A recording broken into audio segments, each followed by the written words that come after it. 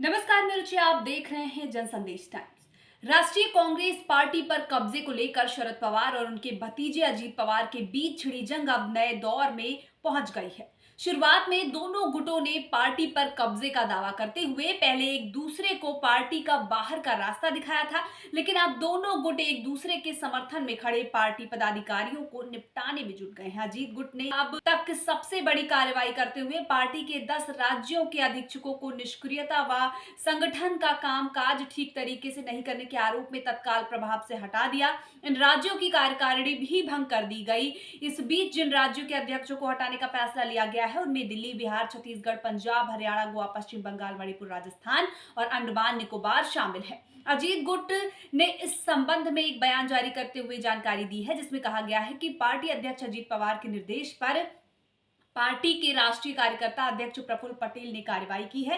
हालांकि अजीत पवार गुट की इस पूरी कार्रवाई को पिछले दिनों शरद पवार की ओर से दिल्ली की राष्ट्रीय कार्य समिति बैठक और प्रफुल्ल पटेल सहित अजीत पवार के साथ खड़े 10 विधायकों के खिलाफ की गई निष्कासन की कार्रवाई को जोड़कर भी देखा जा रहा है। माना जा रहा है कि अजीत पवार की ओर से ये जवाबी कार्रवाई की गई है। पार्टी से जुड़े पदाधिकारियों की माने तो पार्टी पर कब्जे से जुड़ा पूरा विवाद चुनाव आयोग के पास पहुंचने के बाद दोनों ही गुट पार्टी पर अपनी मजबूती पकड़ रखने के लिए ये कदम उठा रहे हैं। आने वाले दिनों में दोनों ही गुटों के आयोग के सामने अपनी पकड़ को साबित करना होगा। साथ ही बताना होगा कि किसके समर्थन में पार्टी के कितने निर्वाचित पदाधिकारी और विधायक सांसद है। शरद पवार की ओर से पिछले दिनों दिल्ली में बुलाई गई कार्यकारिणी समिति की बैठक को इस रणनीति का हिस्सा माना जा रहा है। इस बीच अजीत गुट की ओर से पार्टी प्रवक्ता ब्रजमोहन श्रीवास्तव ने जारी बयान में बताया कि जिस 10 राज्यों के अध्यक्षों को हटाया गया है वहां की कार्यकारिणी भंग की गई है। उन सभी राज्यों में पर्यवेक्षक नियुक्त किए जा रहे हैं, जो जल्द ही राज्यों का दौरा कर और पार्टी कार्यकर्ताओं से चर्चा कर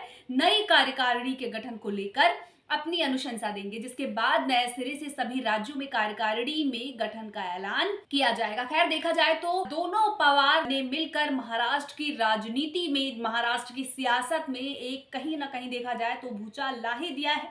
सबके जबान पर सिर्फ अजीत पवार और शरद पवार की चर्चा जो है वो देखने को मिली। इन दिनों काफी गहमा गहमी देखने को मिली महाराष्ट्र की राजनीति में। आगे इस ये जो राजनीतिक प्रक्रिया है, ये जो राजनीति है, ये कौन सा नया मोड़ लेती है आगे, सबसे ज्यादा अहम देखना यही होने वाला है। खैर, जो भी अपडेट्स निकल कर आएंगी इन सब में वो आप तक जरूर पहुंचेंगी। तब तक के लिए हमारे साथ बने रहिए और देखते रहिए जनसंदेश टाइम्स। हमारे चैनल को लाइक, सब्सक्राइब और शेयर करना ना भूलें।